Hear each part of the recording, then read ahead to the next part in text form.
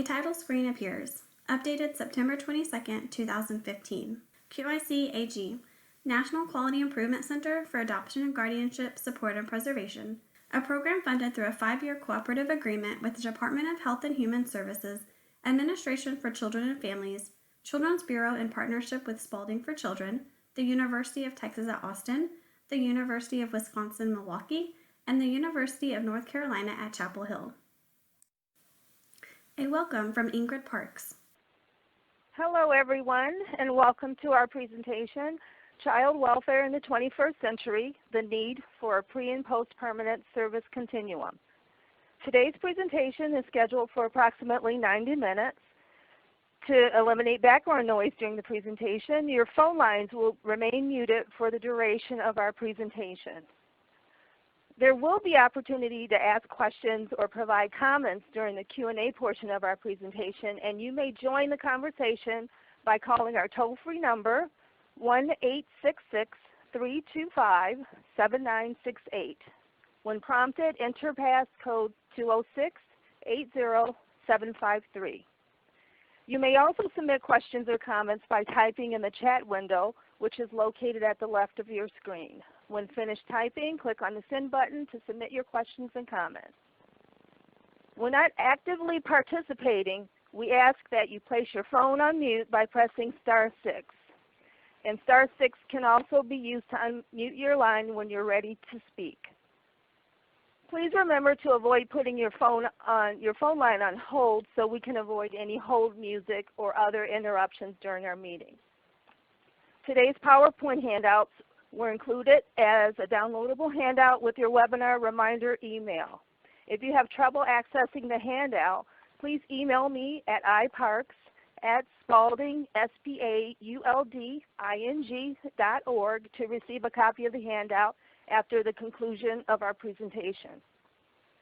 Our presentation will also be recorded and later archived on our website, www.qic-ag.org. We will send you email notifications when the recording is available. I'd now like to introduce our presenters for today. Melinda List, who is our project director for the QIC-AG, has over 20 years of experience in child welfare in both the private and public sector. Ms. List is the former director of the National Resource Center for Adoption, where she led efforts on developing a post-permanence model for states, including convening 2 national think tanks to discuss innovative practices taking place throughout the nation. Prior to her work at the center, Ms. List worked on national court improvement programs, helped implement a statewide research project on post-adoption services, and assisted with the redesign of specialized foster care program in Illinois. Ms. List was a licensed foster parent and has since adopted 2 children. Melinda List's additional title is listed as Vice President of the Academy for Family Support and Preservation. Nancy Rolock is an assistant professor at the Helen Bader School of Social Welfare, University of Wisconsin-Milwaukee. She has conducted child welfare research since 1996 with a focus on stability, permanence, and post-permanence research. Dr. Rolock is committed to building evidence for what works and what does not in child welfare. Through her research, she tries to bridge the gap between research and practice so that children and families are provided the best services available. She is currently an evaluator for the QIC-AG and an evaluator for a project aimed at recruiting and training families interested in adopting children who have been in foster care the longest in Milwaukee. Finally, we have John Johnson, who currently serves as the Director of Foster Care and Adoption Services for the Tennessee Department of Children's Services. Nancy Rolock's additional title is Co-Principal Investigator. John has been involved with child welfare for over 18 years in several different capacities, including congregate care, direct case management, supervision, training, and other unique projects related to children in the child welfare system. John's current responsibilities include providing TA to local staff regarding policy and practice and management of the foster care, guardianship, and adoption assistance subsidy programs. John is also very active with the National Association of State Adoption Programs, NASAP, where he currently serves in the role as president.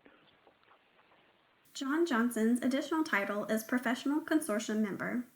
We will also be joined by June Dorn, National Adoption Specialist with the Children's Bureau and Federal Project Officer of the QIC-AG. I'd now like to introduce Melinda List, who will begin our presentation.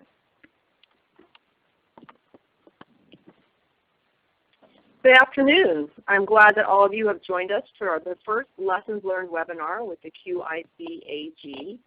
Before we get into the main focus of the webinar, I want to provide a brief overview of the National Quality Improvement Center for Adoption and Guardianship Support and Preservation, which will help to lay a foundation for the rest of the webinar today. The QIC-AG is funded through a 5-year cooperative agreement with the Children's Bureau. We're just ending our first year. In fact, tomorrow is the beginning of year 2 for this 5-year initiative. Spalding is the lead agency for the QIC-AG, and listed on this slide are all the partners which are part of the QIC-AG leadership team. And today, of course, presenting with me is Dr. Nancy Roloff from the University of Wisconsin-Milwaukee. The partners listed are Spalding for Children, the University of Texas at Austin, the University of Wisconsin-Milwaukee, and the University of North Carolina at Chapel Hill. As Ingrid mentioned, June Dorn is joining us today, and I'd like to give her just a minute to greet everyone and say a few things about this initiative. June? Thank you, Melinda. And I do want to extend a welcome to everyone joining the webinar today. Thank you so much for taking time to spend a bit of your afternoon with us. This initiative is very important to the Children's Bureau in our efforts to develop and build capacity in the states around adoption and post-adoption services. And the Quality Improvement Center has had a very productive first year, and we are very excited about the work commencing in their pilot sites, and we hope that all states will reap the benefits of what is learned about how to assure stable adoptions through the efforts of this project. So thank you again. I'm sure this will be a very rich period of time for you. And Melinda, thank you. Hand it back to you.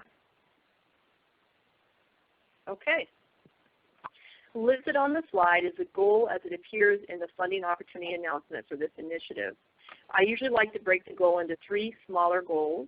The first one and most important is that to develop evidence-based models of support and intervention for our 2 target populations. And the next slide I get to, I will discuss what those 2 target populations are. The second part of the goal is to build capacity across the entire continuum for our partner sites in regards to adoption and guardianship. And lastly is replication. We won't have time to replicate during this 5-year initiative, but it is a long-term goal that models tested with the partner sites could then be replicated across the nation. As I mentioned, there are 2 target groups with this initiative. Target group 1 are children who are not moving to permanent. They may or may not have an identified permanent caregiver, and children that fall in this category likely have more challenging mental health, behavioral, and emotional issues. I often refer to these children as the ones that are way late in the system after much effort has been put forth to try to achieve permanence for them. Target group 2 are all children who have achieved permanence through guardianship and adoption. And it's important to note that this does include international as well as domestic private adoption.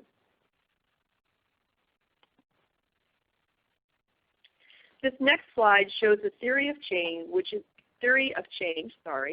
really lays the foundation for the QIC-AG work. And I'll briefly go through each of these. The first one are that services need to be provided early. We want to ensure that we are proactive in our outreach to families and that the preparation and engagement starts long before finalization.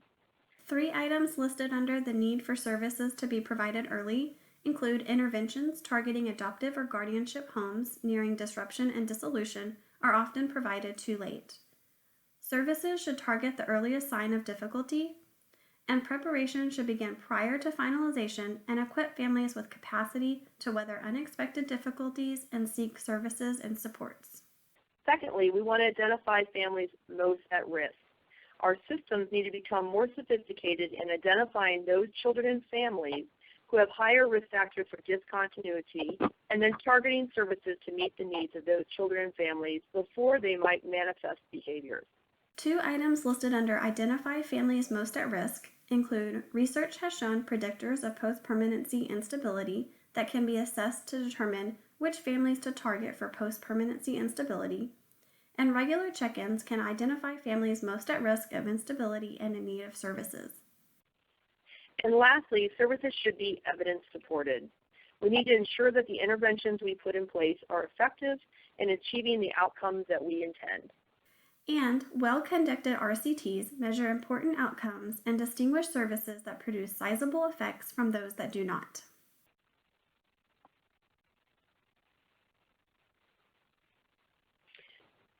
The selection of partner sites was a competitive process. There were many sites that were great candidates for this project, but we ultimately had to narrow it down to 8 sites, which are listed on this slide. So over the next 4 years now, we'll be collaborating with Catawba County, North Carolina, the state of Illinois, the state of New Jersey, the state of Tennessee, the state of Texas, the state of Vermont, the Winnebago tribe of Nebraska, and Wisconsin. I'm now going to hand it over to Nancy, who is going to walk us through child welfare in the 21st century. Nancy? Good afternoon. Thanks, Melinda.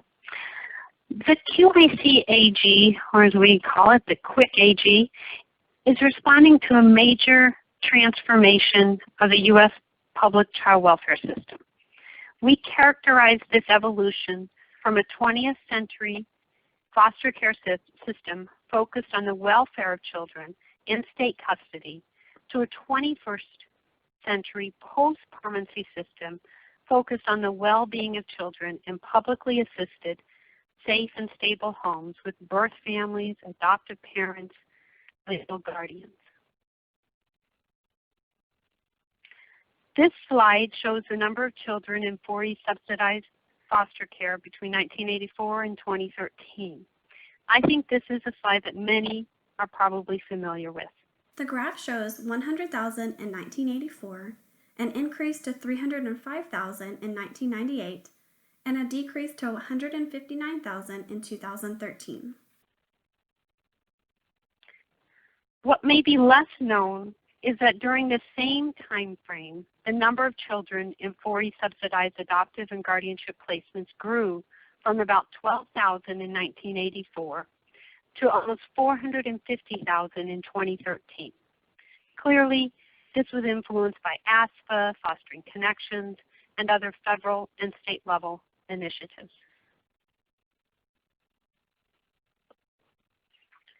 Taken together, this chart shows that there are approximately 3.5 children in federally assisted adoptive and guardianship homes for each child in foster care.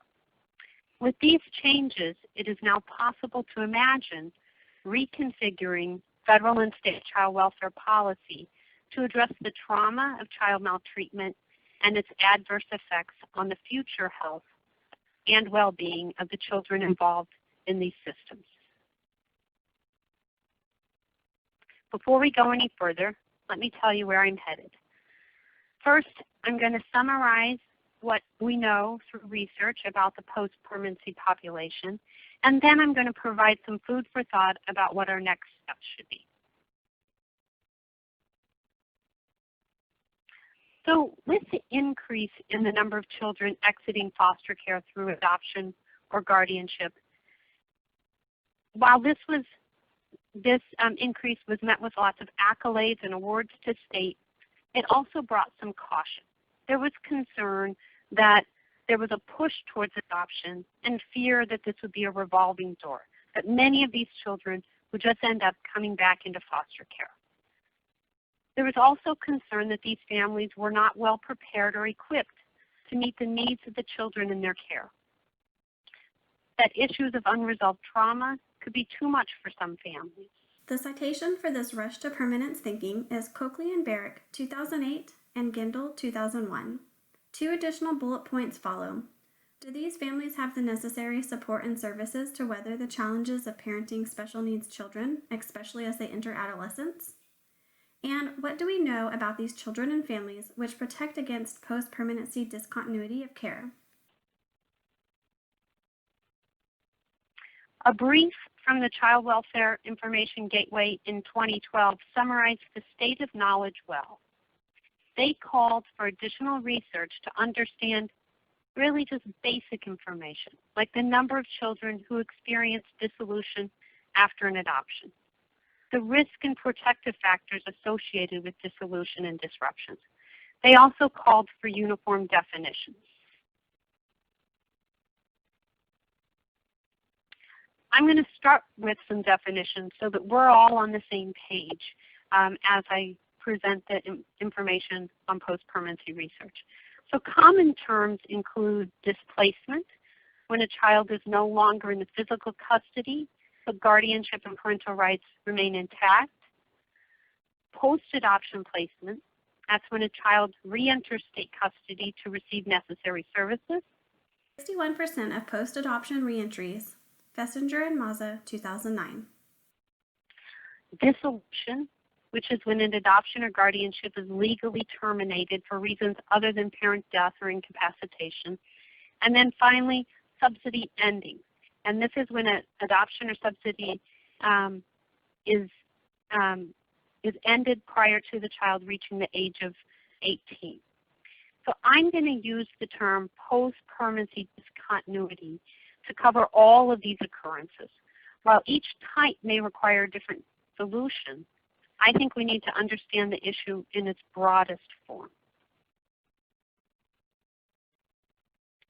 Post-permanency discontinuity, however, is distinct and different from disruption. So a disruption is when a child is removed from a prospective adoptive home or guardianship home prior to finalization. Some of the research on post-permanency discontinuity is summarized in this slide. Basically, we see that between 1 and 10% of adoptions end after they've been finalized. The citation is Children's Bureau, 2012. In New York, for instance, 4 years after adoption, 3% re-entered care. One additional item for Texas, services after adoption were important in promoting stability. Citation, Festinger, 2002.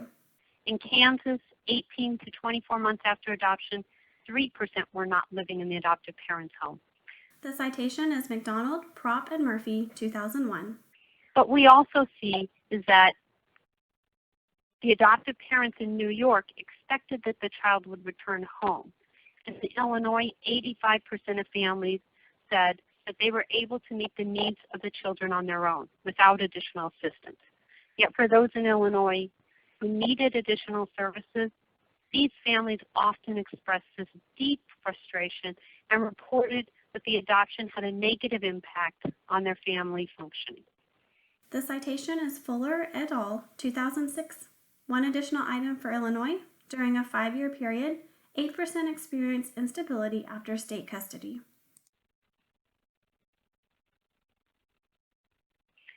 While this summarizes much of what is known about the post-permanency population, many of these studies were conducted with relatively small groups of children and families. They had relatively short follow-up periods. Typically 18 to 24 months, they also included ambiguous concepts and definitions. Part of the reason for these issues is that it's often difficult to track children, particularly after an adoption. In many states, when a child is adopted, their names change, sometimes their social security numbers change, the child welfare ID often changes from a foster care ID to an adoption ID, making it difficult to track children after legal permanence has been achieved. In addition, birth dates are corrected and link files do not exist in many sites. Another item is listed as not the same issue with guardianship. In addition, some families just might not welcome post-permanency outreach by the child welfare system. This slide reports on some work I've done in Illinois where I've been able to track the post-adoption and post-guardianship outcomes for about 2 decades. What this slide shows is if you look at that little graph. In 2000, that green line shows that all of the kids that exited to adoption in 2000, 2 years later, about 2% of them experienced discontinuity. At 5 years, it was about 6%, and at 10 years, it was about 12%. So I bring this up because I think it makes the point that it takes time for discontinuity to occur. And a lot of those studies that I just cited only were able to track kids for 2 or 3 years post-finalization. So I think we need to be looking more long-term to really understand discontinuity. The National Survey of Adoptive Parents surveyed parents who had adopted through the child welfare system, international adoptions, private domestic adoptions, a comprehensive survey. And here I want to just point out that what they said is that most adoptive parents reported the children were doing well and reported satisfaction with the adoption. So some good news to share. 54% reported that children had special health care needs, compared to 19% of the general child population. 76% reported children were in excellent or very good health. The citation is Malm, Vanderveer, and McClendon, 2011A and 2011B. Another study from Illinois with over 21,000 children. They were tracked for at least 10 years or through the age of majority.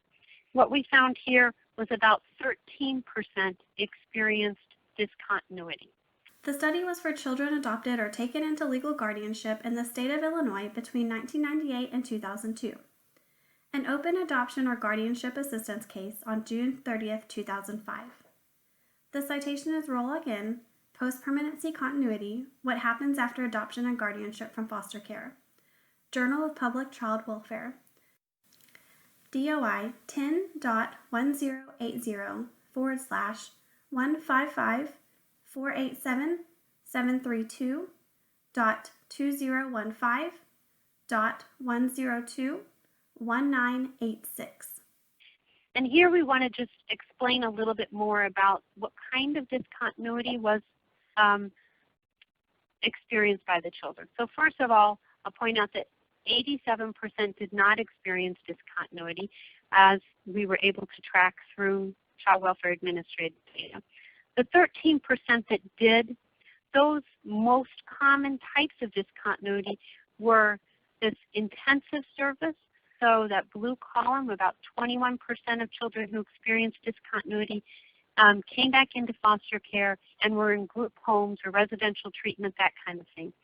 Another 25% came back into foster care and were in traditional or kinship care. And then 40% had a subsidy end. So this is, for instance, a child who is 10 years old and for some reason the subsidy ends. There's no record of why in native data, but all we know is that the subsidy has ended. Additional statistics show 7% paper changes, 3% return to caregiver, and 6% short-term foster care. A couple of case examples just to kind of explain what I'm talking about in a little bit more detail. So those intensive services, here's an example of Rosa. Rosa was adopted by non-relatives at 4. She stayed with them for 11 years. However, at 15, she re-entered state custody. And she lived in institutions, group homes, detention, over the next 4 years. And at the end of the study was still in state custody. Another example of the traditional or kinship placements was Hannah, who was adopted by relatives at age 6. She stayed with those relatives for 11 years. And then at 17, she re-entered state custody, where she lived primarily with kinship foster parents, but also had some detention spells. And she ended up emancipating from care. Finally, I'm going to talk about another study that I'd like to highlight. Here is a study where we interviewed 346 adoptive parents and guardians, and then we were able to follow their experiences through Child Welfare Administrative data through 2012, so for 6 additional years. These were telephone interviews in 2006. Children were between 6 and 17 years at the time of the interview. In 2012, child records linked to child welfare administrative data to determine continuity or discontinuity status. The citation is Testa MF, Snyder S, Wu Q, Rolock N, and Lau M, 2014, October 20th. Adoption and Guardianship, a moderated mediation analysis of predictors of post-permanency continuity. American Journal of Orthopsychiatry, advanced online publication. http://dx.doi.org/10.1037/O as in Romeo, T as in Tango, 0000019. And here, just some of our key findings is one, we found, not surprisingly, but we found that children with behavioral problems, whose parents said that they had behavioral problems, were more likely to experience discontinuity. This was confirming other research that had been done. But what was more interesting for us was one of the questions we asked the parents and guardians was, have you ever thought of ending this adoption or guardianship? They could say never, all the way down to frequently. And this next slide shows that, so in research terms, the caregiver commitment or the response to that question of have you ever thought of ending mediated the relationship between child behavior problems and post-permanency discontinuity. So what does that mean in lay terms?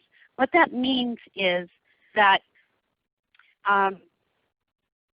there were caregivers who assessed their children as having behavioral problems, but never thought of ending the adoption or guardianship, and the child remained with them. But there were others who assessed their children as having behavior problems. They were more likely to express thoughts of ending adoption or guardianship, which in turn significantly elevated the likelihood of post-permanency discontinuity.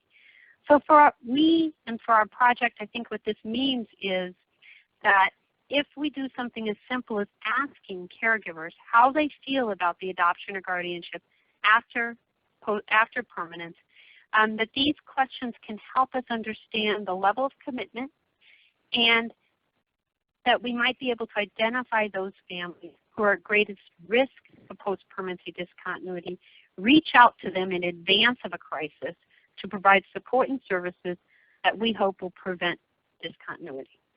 A graphic places child problem behaviors, caregiver commitment, and post-permanency discontinuity in a triangle formation. Child problem behaviors point to both caregiver commitment and post-permanency discontinuity. Caregiver commitment only points to post-permanency discontinuity. The direct link from child problem behaviors to post-permanency discontinuity shows no statistical difference. I know that was a lot of research, and so let me just kind of summarize some of the key findings, that the key take-home messages from this. Number one, I think it's important to acknowledge that most of the families report that they're doing fine. But there is this subset of families who tell us that they're really struggling, and we need to really figure out who those struggling families are and target services to those families in a preventative manner. We think that kind of asking some of these questions after permanence can help us identify those families. It's also important to acknowledge that it takes time for discontinuity to occur. It doesn't occur right away, right after finalization, and that we really need better mechanisms for tracking and understanding what happens post-adoption and post-guardianship.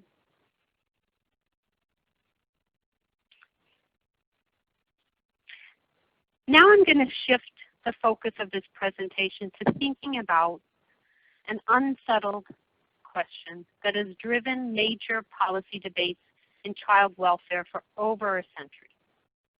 Where should the primary locus of responsibility rest for the safety, family permanence, social and emotional well-being of children who have been neglected or abused? And for our work with the QIC-AG, what role should government play in the lives of families, particularly after legal permanence has been achieved.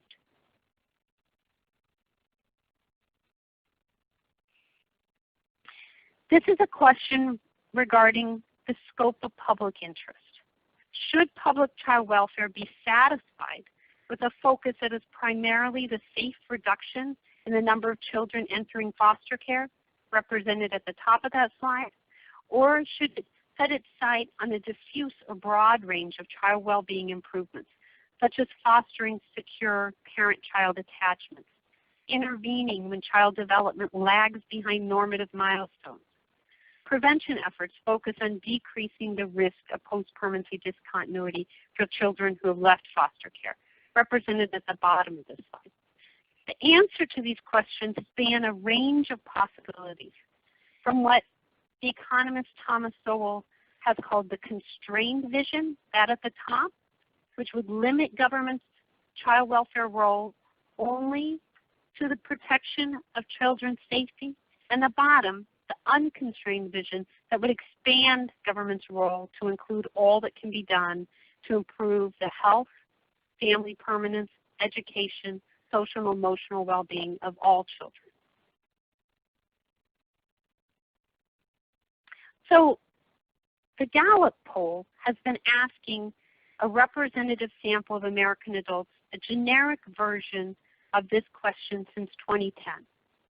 Where would you rate yourself on a scale of 1 to 5, where 1 means you think the government should do only those things necessary to provide the most basic government functions, that constrained vision, and 5 means you think the government should take an active step in every area it can to try to improve the lives of its citizens, the unconstrained vision. In September 2010, public opinion split evenly between 1/3 of Americans who tilted towards spending only on the most basic government functions, and another third who leaned in favor of spending in every area government can to improve the lives of people, and a middle third who fell somewhere in between.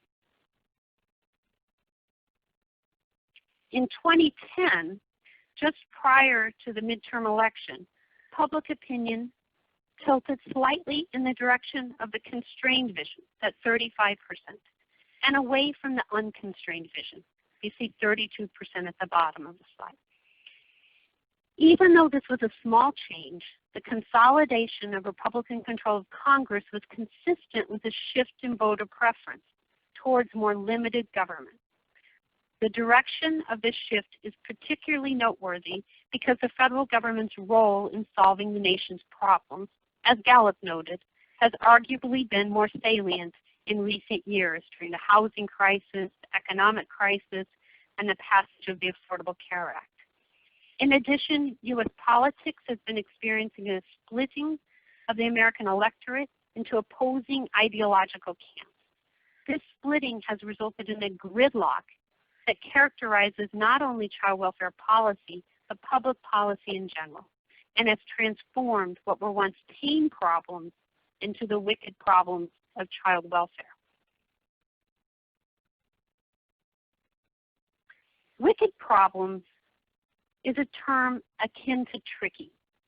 The citation is Riddle and Weber, 1973, Dilemmas in a General Theory of Planning, Policy Sciences. Coined in the political sciences, it describes problems that defy ordinary solutions. Mandatory child vaccinations, global climate change, even universal health care. These are prime examples.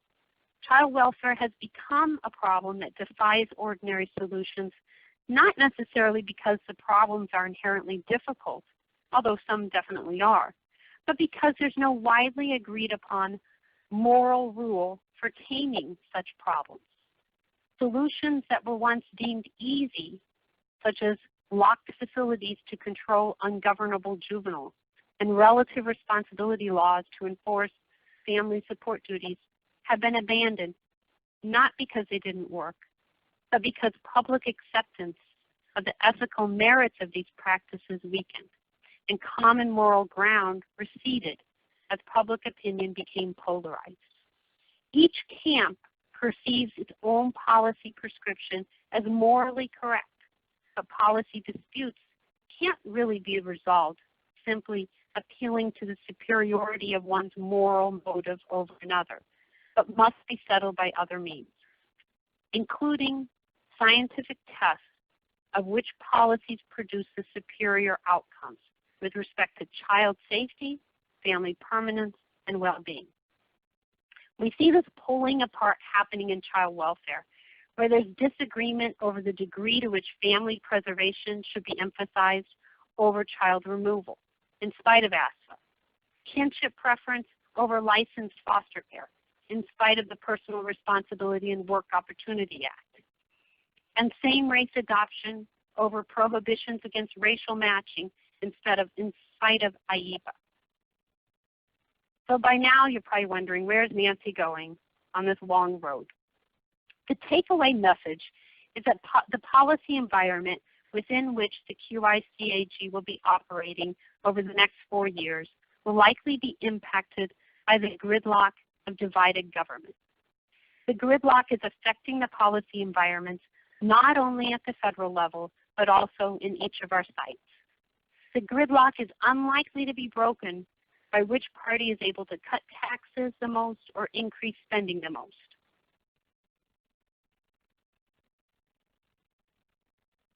A new consensus is emerging across ideological lines, which holds that policy answers must come from an evidence-based perspective on wicked problems, one that acknowledges the incompleteness of any solution that prioritizes a single moral motive, and the ethical necessity of grounding direct practice and public policy in solid scientific evidence of what works to improve child safety, permanence, and well-being.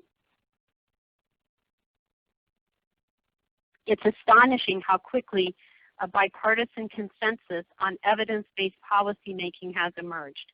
Here are 4 examples. 4 book covers are shown: Moneyball for Government, Show Me the Evidence, Uncontrolled, The Surprising Payoff of Trial and Error for Business, Politics, and Society, and Fostering Accountability, Using Evidence to Guide and Improve Child Welfare Policy. Most of these proposals call for the building of evidence through systematic implementation and rigorous evaluation, and they come from a variety of ideological perspectives.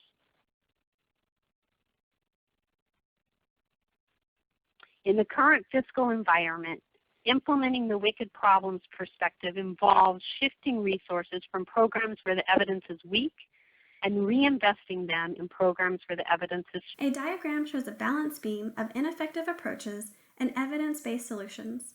Ineffective approaches are listed as long-term foster care and parenting classes. Evidence-based solutions are listed as subsidized guardianship, child-parent psychotherapy, and post-permanency support.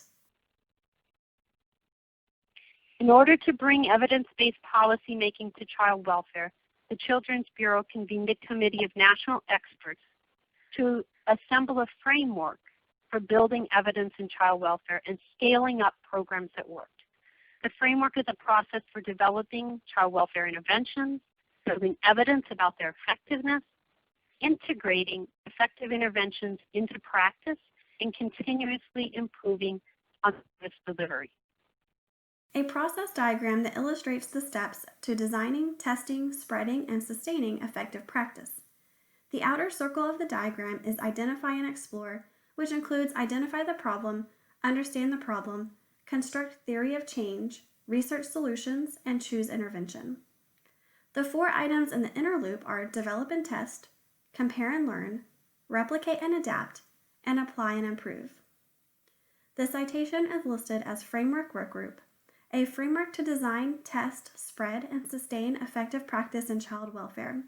Children's Bureau, Administration for Children and Families, U.S. Department of Health and Human Services. The outer ring of the framework is the Identify and Explore phase, and this is where the QIC-AG sites are currently working. The purpose here is to identify the problem and target population, construct a theory of change, and identify possible solutions to the problem. The end result is a selection of an intervention based on a well-reasoned understanding of the problem. Additional information for the result is development of a new intervention based on well-reasoned theory, practice experience, cultural and community knowledge, and relevant research and evaluation that addresses the identified problem. After the sites have selected an intervention, the next step is to take the evidence building and implementation process through one or more of the next 4 phases of the framework, which are contained in this inner loop. The circular nature of the inner loop is intended to alert you to the fact that while the process of building evidence in child welfare sounds very orderly and linear, really in everyday practice there's lots of jumping around and nonlinear thinking, and that should be both expected and encouraged. I'll leave you with a story that came to me recently in a discussion with a staff person who's working to try to find homes for children in long-term foster care. She told me about one of the most difficult cases she's working with, a 15-year-old boy with a criminal record. Car theft. He's been in care for a long time, from a young age, and all he wants is a family that will love him forever. He asks her on a daily basis why she hasn't found a home for him. And this is the request that keeps her up at night. He's a tough kid, but he turns to mush when talking about this. She said that what allows her to sleep at night is the knowledge that she's not just doing what feels right. She's implementing a program that is supported by research, and she knows that if she continues to follow the program, she will find him a home. And now I'm going to pass it back to Melinda.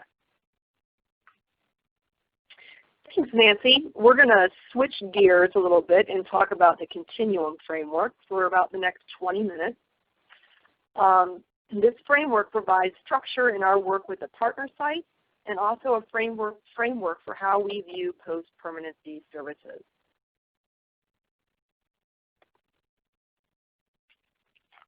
So listed on the side in the slide, you'll see the Continuum framework. A flowchart representing the Permanency Continuum framework.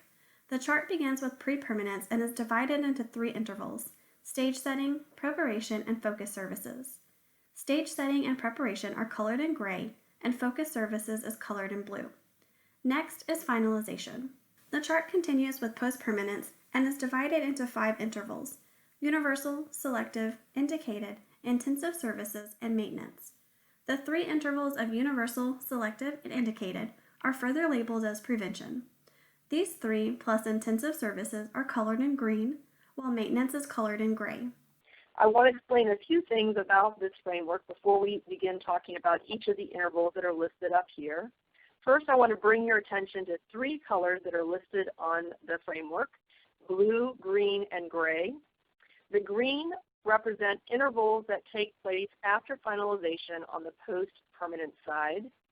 The blue represent intervals that take place prior to finalization on the pre-permanent side. And the gray areas represent those areas in the continuum that we believe are very critical to this overall continuum, but they are not going to be areas that we are going to be working to implement valuable interventions with our partner site.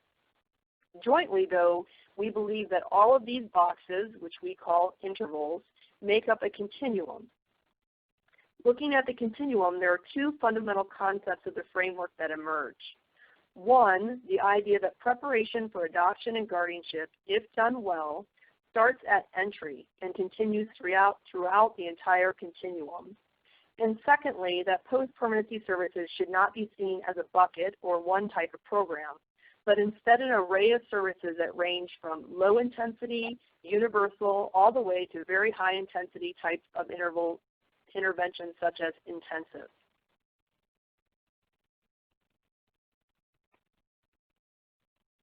I'm now going to briefly summarize each of the intervals that were listed on that continuum. Stage setting includes all children in care. It involves setting the stage really from the very beginning when children enter the child welfare system. It recognizes the need to have a solid plan in place if return home can't be achieved. It also recognizes that things we do as a system at the very beginning do have an impact on permanence. There are some service examples that are listed on this slide.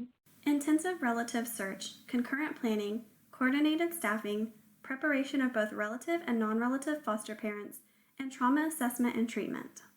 Again, I just want to bring your attention to the fact that this is a gray interval, so it's not going to be one that we're going to be working with the sites on to develop or implement an evaluable intervention. However, we will be working with them on capacity building in this area. The next interval is preparation.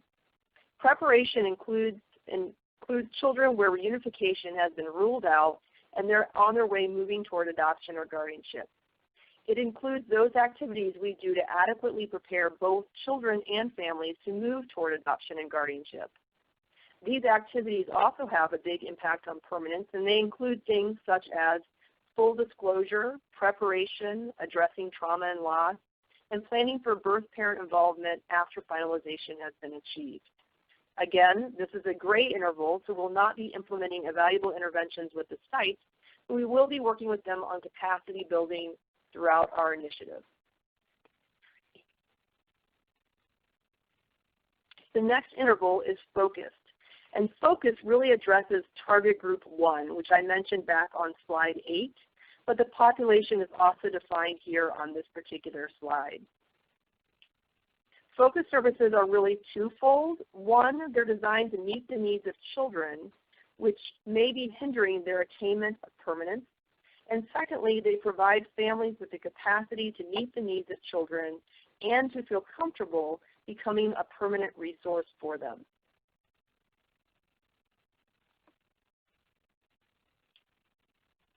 There are 4 tenets that are listed here on this slide for this interval. I'll briefly go through each of these. The first one is that we want to equip prospective adoptive and guardians with an array of supports and resources.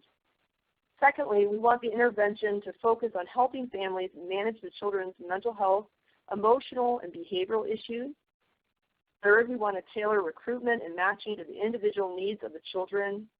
And lastly, we want to ensure that there is a solid plan in place for children before they go to finalization that lays out the services and supports that they can expect once they move to adoption or guardianship.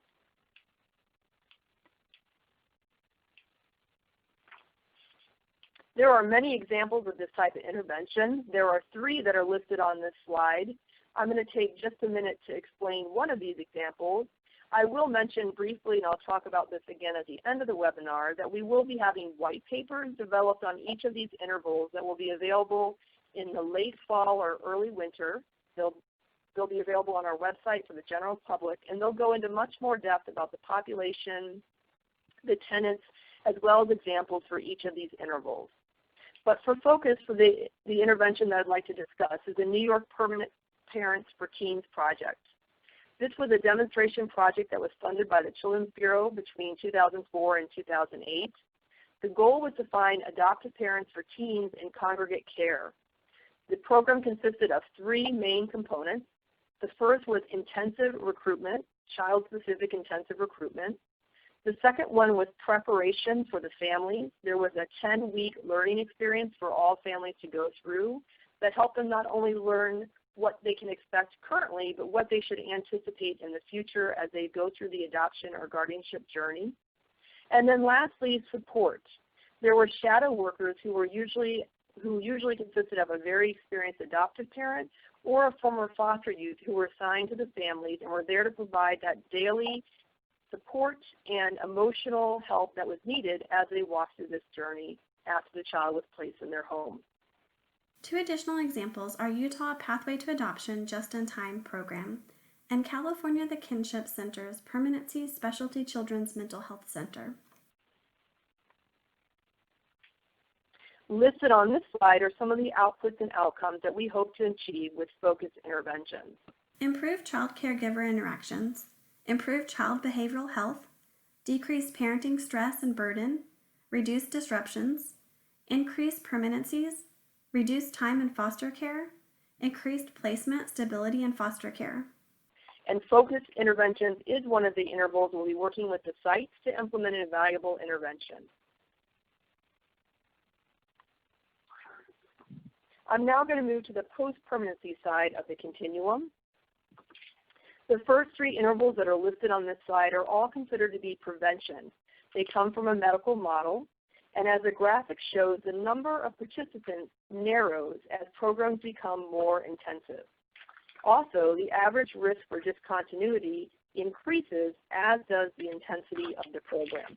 Specifically, the chart shows the average risk for discontinuity and intensity of intervention at Universal as low, Selective as moderate, and Indicated as high.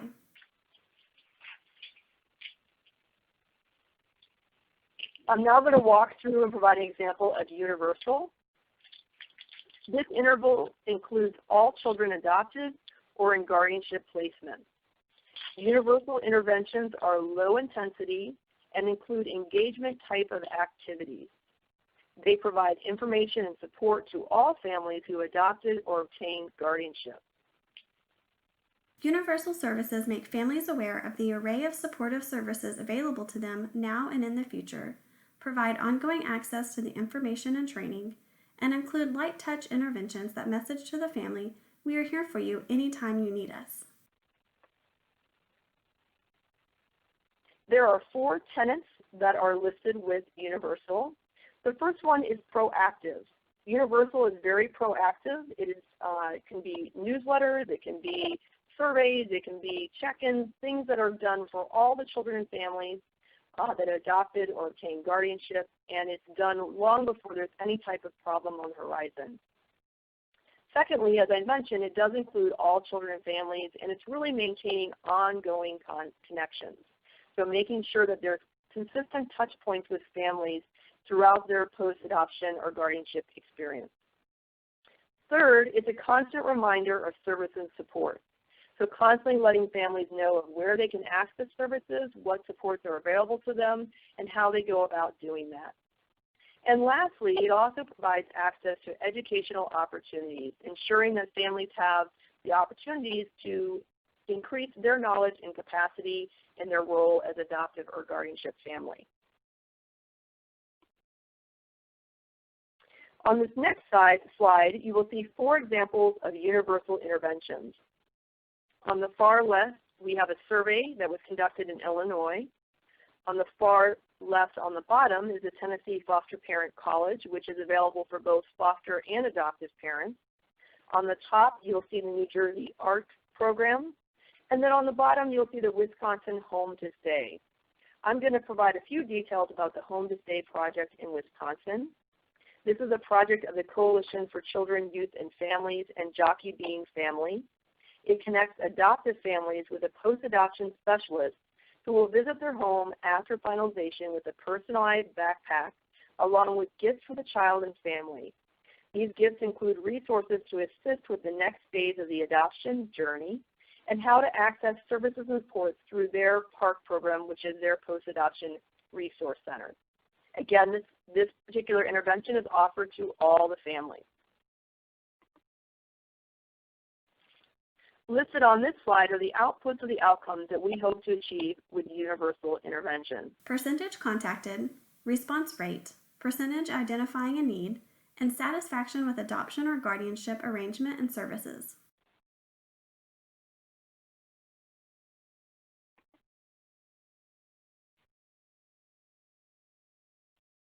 I'm now going to move to selective interval.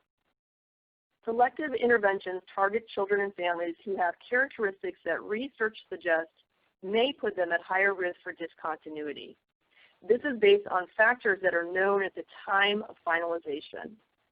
It does not mean that the child or the family has demonstrated any problematic behaviors. It's important to note that the goal of these interventions is to increase protective factors to reduce the risk for discontinuity.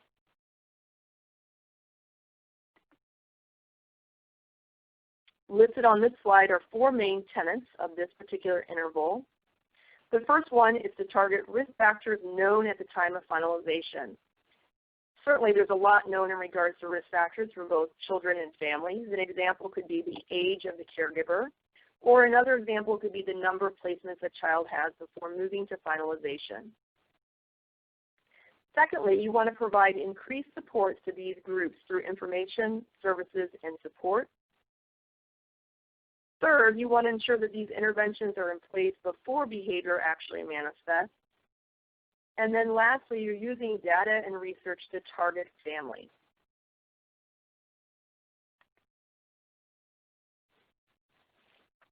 We were not able to find a lot of interventions that fit in this particular interval, but there are two that are listed on this slide, and I'm going to provide a little bit of information about the one in Vermont.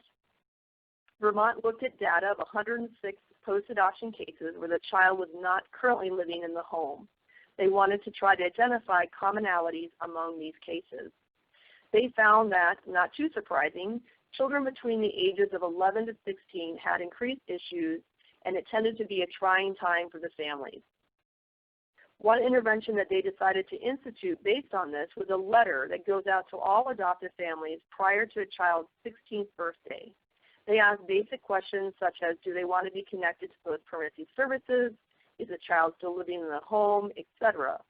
It's a way of checking in with the families that they have targeted as being at risk so that they can ensure they connect them with services. The second example listed is the Adoption Preservation, Advocacy and Linkage and Maintaining Adoption Connections program in Chicago, Illinois. The outputs and outcomes that we hope to achieve with this particular interval are listed on the slide. Strengthened permanency commitments, level of satisfaction with outreach, home visits and training, and prevention of adoption or guardianship dissolution and discontinuity.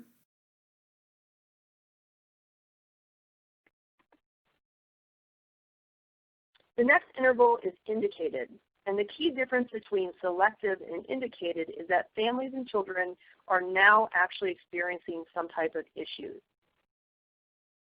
Families may reach out to the system for help, so they may make a call for one thing and it ends up that as you talk to them, there's many more issues that are there. Or we may identify families based on some type of outreach that we do as a system. This interval does not include full-blown crisis, but instead works with or targets children and families who need assistance to maintain stability.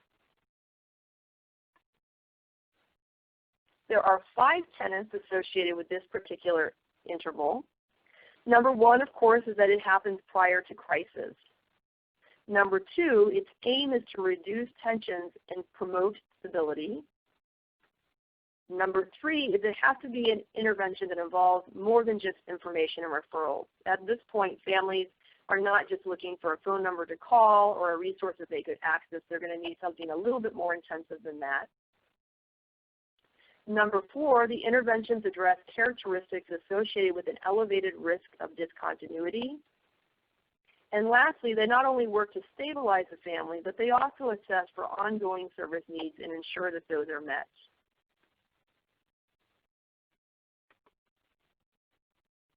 There are 3 examples of indicated interventions that are listed on the slide.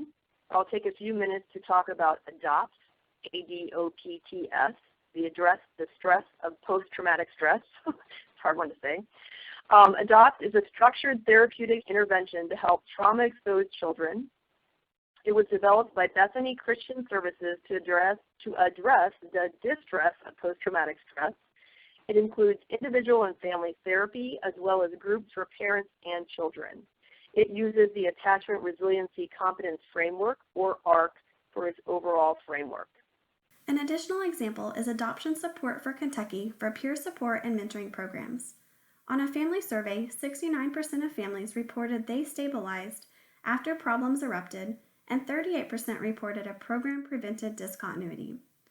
A second example is Educational Advocacy Program. Advocacy within school systems to ensure child's needs are met. Peer and academic issues are common and very stressful for families.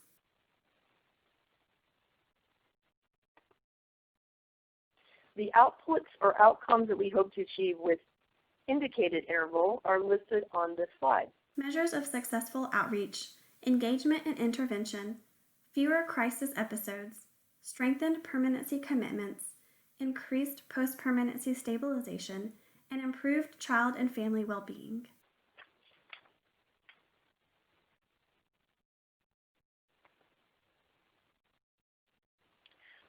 The next interval is intensive. This particular interval focuses on children and families who are experiencing a crisis that threatens the stability of their placement. In these situations, the child may or may not be living in the home at the current time. These interventions provide immediate support and aim to reduce the risk of dissolution. These interventions are primarily high-intense programs that involve high cost and high staffing ratios.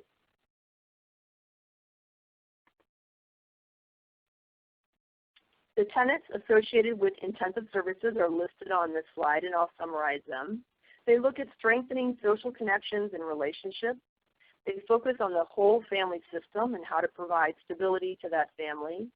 And they increase the caregiver capacity and confidence with the aim or the goal to stabilize the entire family unit.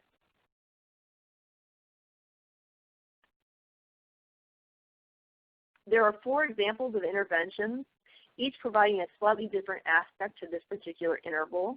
I'll provide some information on the Mobile Urgent Treatment Team for foster families. This particular intervention takes place in Milwaukee. Although it primarily focuses on the foster care population, it is a program that could be applied to the adoption population. This particular program offers 24 hours assistance, 7 days a week for families facing a crisis. The program provides emergency services by phone, in-person contact to stabilize the crisis situation, the development of a 30-day service plan, and 30 days of support from trained staff for the families and children. This is an example of crisis response to provide immediate relief and stabilization to the child and family.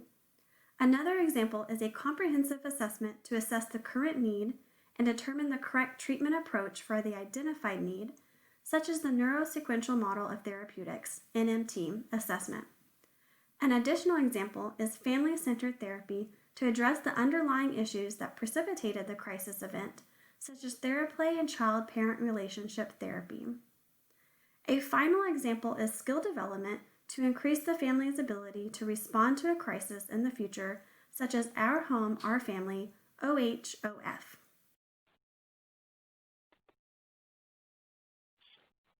The outputs and outcomes that we are hoping to achieve with this type of interval or interventions are listed on the slide.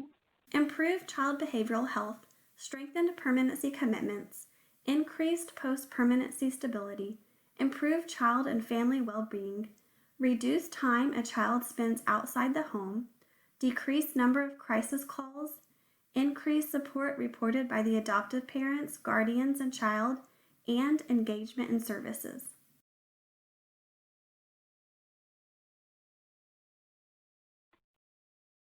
And then we move into our last interval on the continuum. And again, this is a gray interval, so we are not looking to implement an evaluable intervention in our pilot site, but we recognize the importance of this particular interval. I like to explain this one similar to when you go to a dentist's office. When you usually go to see a dentist and you have some kind of a procedure done that's intensive, like a root canal or something like that, most often, or I should say the good dentist offices, will follow up the next day to see how you're doing, to check on the medications, to check on the pain, and to see if there's been any further complications so that they can get in there and help out before it becomes a crisis situation. Similarly, in child welfare, we want to ensure that the gains from intensive and indicated intervals are maintained and that the skills that families learn during that time are able to be applied as they move along. So in essence, we want to ensure that families learn and prevent those types of triggers from taking place that might again cause a crisis to take place with the family unit. Intervention examples include strategies to prevent re-escalation of crisis, programs that strengthen post-permanency stability and caregiver commitment, specialized training programs, regular check-ins to ensure stability is maintained, booster sessions that provide supports and services to children and families, and the development of a maintenance and preservation plan. So I'm now going to turn it to John, who's going to talk about not only how this continuum can be applied to sites, but also to share how Tennessee's continuum looks when you apply this type of framework to their service array. John? Thank you, Melinda, and I appreciate everybody's time and hope you find this discussion is helpful to you. Before getting started, I just want to acknowledge the other members of our QIC-AG team here in Tennessee. Ms. Erica Conwell works here in our office and is serving as site implementation manager. But we're also partnered with our post-adoption services provider, Harmony Family Center here in Tennessee. And we have Nicole Conning and Pam Wolf representing that agency as co-site implementation managers. And then we're also getting some wonderful support from our IT and SACWIS division from Frank Nix and Stuart Clements, who are critical to us in really assessing our continuum of services and what we do to provide this type of support to our adoption and guardianship families. So we couldn't be making the strides we are without, of course, the collaboration of the team. But I want to first kind of explain to you how we moved into the use of the continuum framework. Before getting here, and you may have caught on through the presentations of Nancy and Melinda, we spent a lot of time engaged in first identifying which was the target population we wanted to focus on, pre or post-permanency. And of course we chose post-permanency. And then we spent a significant amount of time doing a population template that forced us to assess and ask some questions around what does the population look like, what types of services are they already getting through post-adoption support in our state, how many children and families are receiving adoption assistance subsidies. So we were trying to set a platform of this is what our clients look like, here's how many they are. And we also mentioned in that population template a survey we did of adoption and guardianship families last year that gave us some great feedback around what they felt like they needed. So there was some, I guess my point here is that there was a lot of groundwork laid before getting to use the framework, because once we completed the population template, we also did a continuum assessment that assessed our entire continuum as it was described throughout the presentation. So we looked at a macro and a micro level at each interval. So if you think, so if we want to talk about what the continuum framework is, it was a set of, it was designed by the QIC-AG professional consortium and the members of that team, and it asked us to look at and assess the 8 different intervals, and the exercise included documenting all of the supports and services in each agency's unique service array at the individual interval, and to identify streaks and areas for improvement as well as gaps. So as we progressed, if you think about it, we did the population template, we did the continuum assessment, and now we're applying all those things we've learned into the continuum framework itself.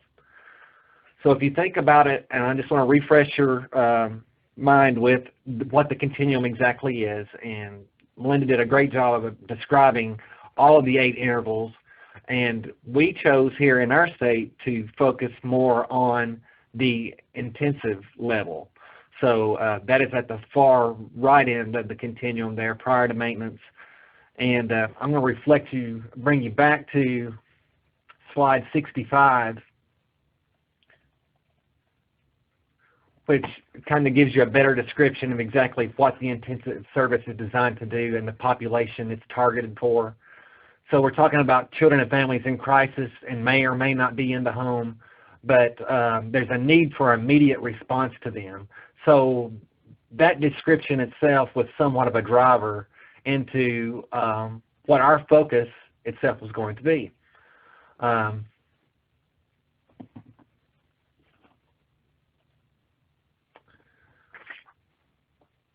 So you may be asking, why did Tennessee choose to look at the intensive interval? So just to let you know, we made our choice based on the feedback we received from our post-adoption and guardianship families and the survey we completed with them. Particularly in that survey, we learned that families, many of them, are still unaware of the opportunity for post-adoption support or even how to access the service. The post-adoption program we have available through our agency has been in place for almost 11 years now. And, just when you feel like, wow, everybody must know this is out there, we got some sobering information that still a little bit less than half the families, as much as we had tried to communicate it, placed it into their adoption assistance agreements, provided other information and materials in our local offices, they didn't even know it was there.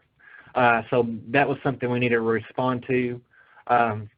We also chose this interval because of the relationship we got with our post-adoption service provider. We're very confident in the services that are provided to families once they get to the provider. On the data that we have from Harmony that regularly reflects to us that, you know, once families get to Harmony, less than 2% of those families decide to dissolve their adoption or enter into discontinuity. So we know that if we can just get them there, we've got a high likelihood that families are going to remain intact. So based on that, we felt like we had to have them to the table in this project. And then lastly, this was one of our main drivers, is we felt like there's a significant number of kids that are at risk or experiencing post-adoptive discontinuity that we believe have been exposed to significant traumas, and specifically sex abuse that go untreated while in care. And we don't want to say that it's ignored. I mean, a lot of times these kids don't disclose till after they've been adopted, or the behaviors don't manifest till adolescence or later in life until they become sexually questioning. So we're still doing some research on exactly what kind of issue this is for us, but these are regular stories we hear. And if we look back at some of our children that are re-entered and now awaiting a second adoptive placement, this population can encompass several of those children. So once we decided on the interval and of course the population, the target population we're going to be focusing on, we applied what we learned through our continuum assessment to the framework itself. So what we did, if you see this slide here, we set each of those intervals on a grid and headed them at the top by the interval type, and started dropping in there in columns beneath what are the services that we have in place that fall within that particular or unique interval. So for example, for preparation here in Tennessee, we have an assessment that helps address that. We have our case practice at some level prepares families. We also have an educational program through our adoption support preservation program where we can provide training to families, pre-adopt and prepare them better. Lifebook, of course. So we took the framework and started dropping our existing service array under each unique interval so that we got a full picture across that continuum of exactly what was available to families. And what's not presented here today is not only did we identify the service itself, but we also created another document that gives a description of the service. So we dove in a little bit further than what's presented here in the grid so that we have some additional narrative information that describes each unique intervention itself. Additional information on the grid includes 2 stage setting items: educational program, private agency, pre-adoption training, and case practice, CFTM. Focus services include 5 items: case practice, permanency planning roundtables, in-home counseling, ASAP individualized in-home care, intensive search, focus, search, Wendy's Wonderful Kids, and counseling, Children's Advocacy Center. So this slide here indicates the other 5 different interval levels, so I won't spend a lot of time going each into what Tennessee has available in each of those areas. But the purpose here is really to show you the exercise of how we dropped each of the existing array pieces into the framework.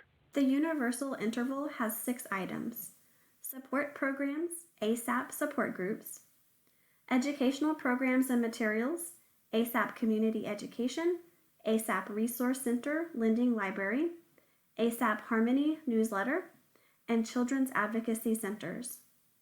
And information and referral, ASAP Resource and Referral. The selective interval has 3 items: support programs, RCP support groups, information and referral, RCP information and referral, and case management, yearly check-in letter for state-funded adoption and guardianship subsidy cases. The indicated interval has 6 items: respite, ASAP post-adoption relief team building, advocacy, ASAP advocacy, legal, child care, and educational, support, ASAP helpline, support programs, ASAP support groups, information, referral, psychiatric services, KidLink, and assessment, children's advocacy centers. The intensive interval has 5 items: in-home counseling, ASAP individualized in-home care, out-of-home counseling, ASAP crisis intervention, residential psychiatric services, KidLink, counseling, children's advocacy center, and deflection, Intercept. The maintenance interval includes 1 item: post-discharge follow-up, ASAP 6 and 12-month follow-up. A final note is included. Tennessee has the contractual authority to purchase services for children and families with an open case that can't be accessed through other means. So, of course, as you can imagine, this took some time and some energy to do, and several different conversations. To really be successful at this, if anyone's interested in moving ahead and assessing your own agency, you really need to think about who are the right people and stakeholders to get to the table. Over a course of about 3 to 4 different extensive conversations, we really began discussing and gathering the information. So there's a lot of benefit to making this type of investment. Some of the benefits include it creates a better understanding of all the service and supports available to clients across the continuum, of course, but it can also establish new partnerships with new community stakeholders and clients. It'll also help you to engage others to discuss and assess really what's the health of the continuum as it relates to adoption and guardianship exits. It'll force you to seek out and use data, both qualitative and quantitative, as it's related to existing services, and to discern how well current programs and treatment modalities are working for clients.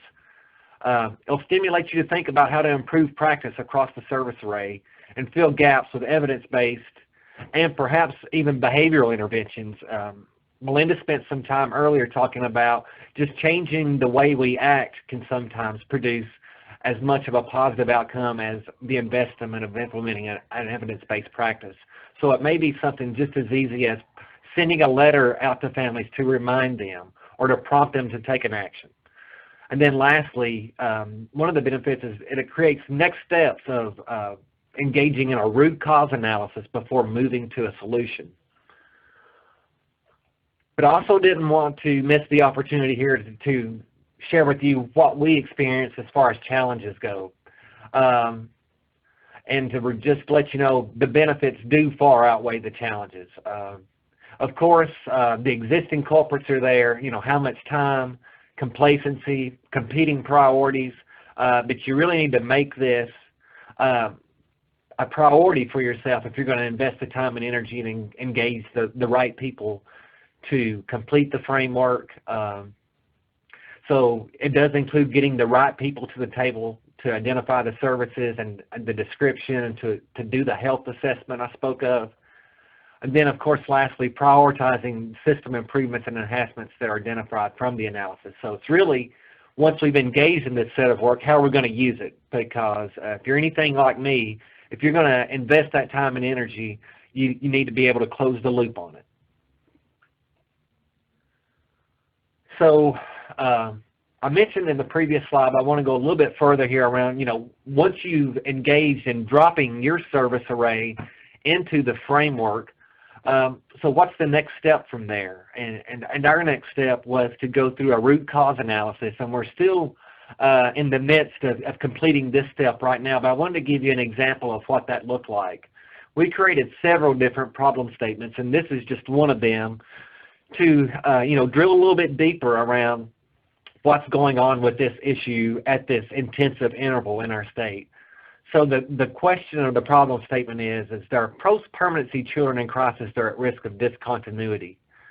And so we ask ourselves, why are children and families in crisis? And the response is because families can't manage the behaviors in children and children can't self-regulate. So why can't they self-regulate or manage the behavior? It's because they don't have the skills and or have not been provided the supports to manage their behavior or self-regulate. Well, why don't children and families have these skills, or why haven't they been provided the supports to manage the behaviors and to self-regulate? It's because they haven't been exposed to the correct supports or programs that address developmentally appropriate responses to unresolved adoption and trauma, specifically sex abuse issues. The key point here in this question is the correct supports. As we have existing ASAP services available to families in Tennessee, there's a lot about that service that works. But for some reason, for this issue and around these children that have experienced sexual abuse, it doesn't seem to be the correct support for them. So we're trying to ask ourselves, what else do we need to be putting in our toolbox? So the next question is, why have they not been exposed to the correct support or program that addresses developmentally appropriate responses to unresolved adoption and trauma? It's because the right approach has not been selected. So it's around what we're finding out, or through the initial analysis, is we're going to be needing to expand our toolbox, not necessarily throw the baby out with the bathwater, because there's a lot about what exists that works, but we need to be putting more tools there. And then the last question in this part of our analysis is, well, why haven't the right treatment approaches been selected? And it's because there's not a comprehensive assessment process that identifies the most appropriate intervention to address unresolved adoption and trauma issues. So as you can see through the exercise, we've drilled all the way down to and potentially identified our cause as a skill development issue for our ASAP clinicians, as well as broadening the assessment tools to better identify it. And this is just one potential source of our issue. As I shared earlier, we're asking this question several different times in different ways to make sure we're getting down to the right effort. Our next step, once completing the root cause analysis, of course, is to develop our theory of change.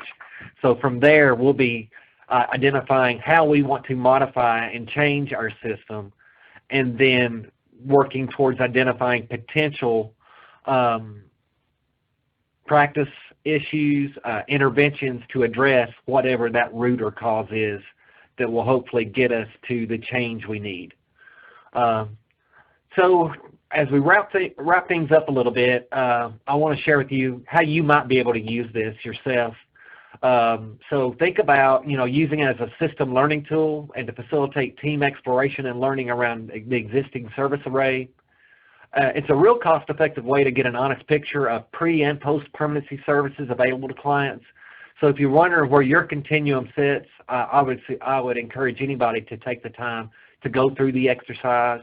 It also allows the agency or the user to assess the entire permanency continuum of adoption and guardianship, or just specific intervals. So if you wanted to just drill down further into your maintenance area, you could of course do that. It may not be as much a time or energy commitment. Then lastly, supports further analysis of unique intervals, and even individual service providers should understand their outcomes. And the solutions can range, including implementation of a new behavioral or an evidence-based intervention. So you can go as far as you want to with this, or you can really focus on how do we need to modify or change our existing policy and practice. So I want to encourage you, there's a polling question here I'm going to ask all of you to complete around looking back and asking you to take a look and poll yourself on your personal assessment of your agency's framework. And before you do that, let me explain the ratings there in the poll. Very weak, it means there's missing many services and supports. Weak is missing many services and supports, but we're developing plans to address the needs and fill the gaps. Emerging is some services and supports are still missing, but new programs and services are in the development phase and will be rolled out soon. Sufficient, it means families have access to a basic continuum of uncoordinated post-adoption and guardianship services. And then lastly, proficient or excelling, families have access to a complete continuum of services, and when provided across systems are coordinated and proactively provided, very strong and robust. So if you think about those descriptions as you answer the polling question, hopefully you'll be able to give us a reflection of where your agency's framework exists now.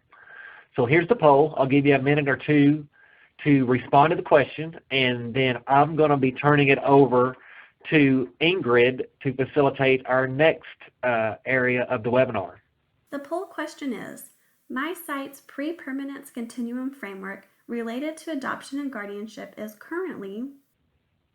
Really quick, as people answer this poll, this is on the pre-permanent side of the continuum. So these are for those services and interventions that happen prior to finalization that are there to really promote the movement toward and preparation for adoption and guardianship.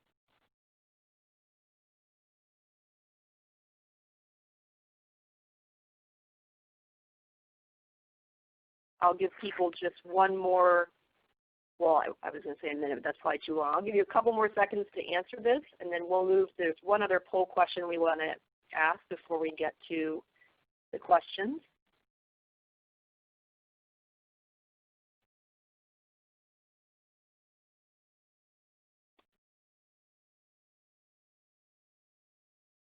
So you can see them up on the slide. Emerging seems to be the largest percentage right now, followed by sufficient. The poll responses are proficient excelling at 6.7%, sufficient at 31.1%, emerging at 37.8%, weak at 17.8%, and very weak at 6.7%. I'm going to move on to the next question. This question is pretty much the same. I won't go through the definitions as John did because they are the same, but this one is specific to your post-permanent side. So for those services and interventions that you have for children and families after they achieve either adoption or guardianship, if you could take a few minutes, a minute to fill out this particular poll, and we will show the results as well as we go through this. The poll question is, my site's post-permanence continuum framework related to adoption and guardianship is currently...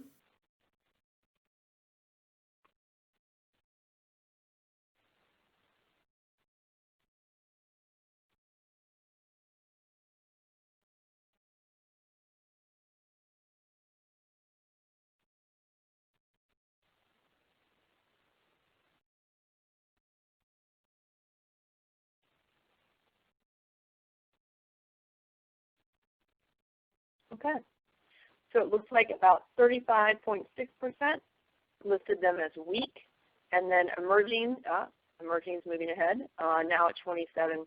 So I don't think this is surprising probably for anybody on this phone, because certainly the focus I think of most child welfare systems has been on the pre-permanent side, and we're just now starting to focus more on this post side. The poll responses are proficient excelling at 4%, sufficient at 24%, emerging at 28%, weak at 32%, and very weak at 12%. So thank you for completing those polls. I'm now going to turn it over to Ingrid to open it up for questions. Okay, everybody.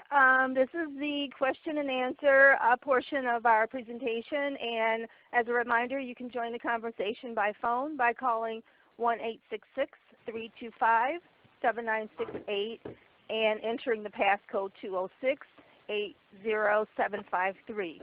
You can also submit questions or comments by typing in the chat window, which is located at the left of your screen, and instead of typing, just click on the send button to submit your questions. Please remember, when you're not actively participating, press *6 to mute your line, and you may also use *6 to unmute your line. And please don't place your phone on hold so we can avoid any hold music or other interruptions during our meeting. And Tammy, please unmute the line.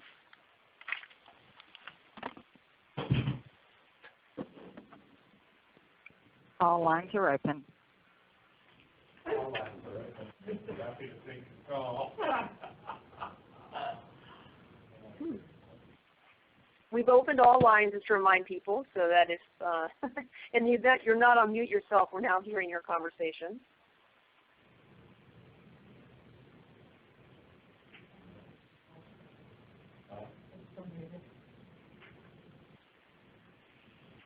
Any questions?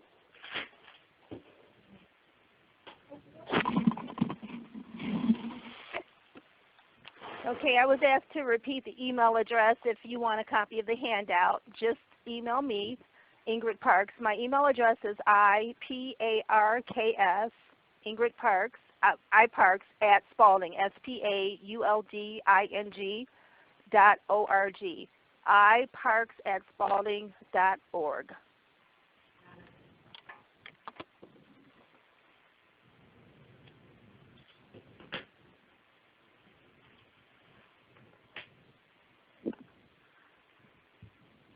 All right. Well, we'll then go to the last part of our webinar. If you do come up with questions, Tammy, if you can mute those lines again as we close out this webinar.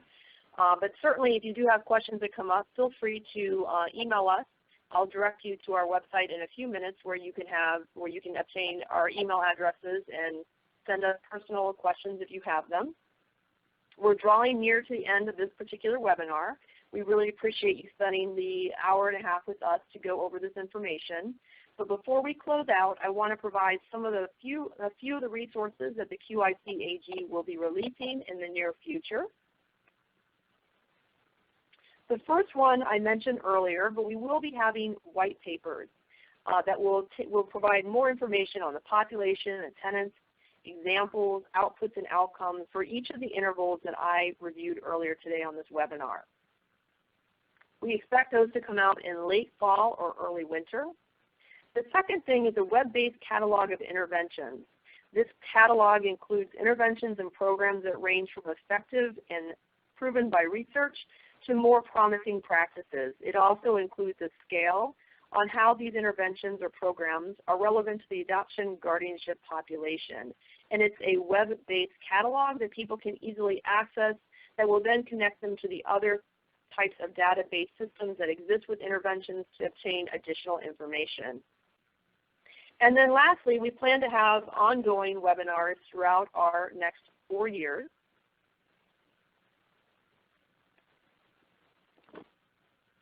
Based on that, we will be providing periodic alerts when products are released or webinars are being offered by the QIC-AG. If you would like to be added to the distribution list, please just click yes on this particular poll that's up on the slides right now, and we'll automatically be able to capture your email and put you on that list to ensure that we notify you when there is something that comes out. And I know that people get many emails. We will not be sending them regularly, so have no fear. We're not going to bomb your email boxes.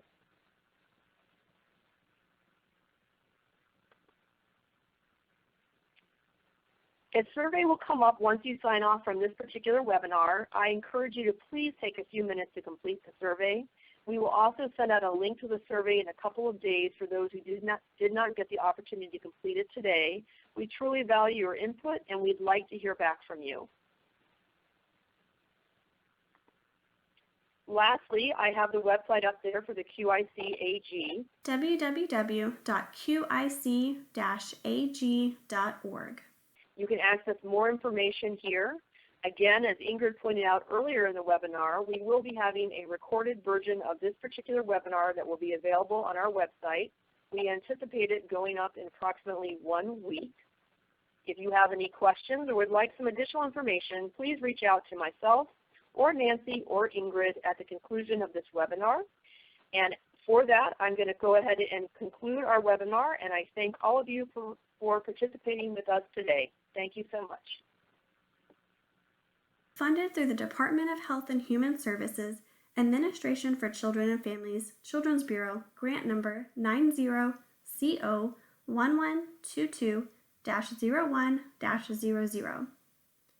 The contents of this presentation do not necessarily reflect the views or policies of the funders, nor does mention of trade names, commercial products, or organizations imply endorsement by the U.S. Department of Health and Human Services. This information is in the public domain. Readers are encouraged to copy and share it, but please credit Spalding for Children.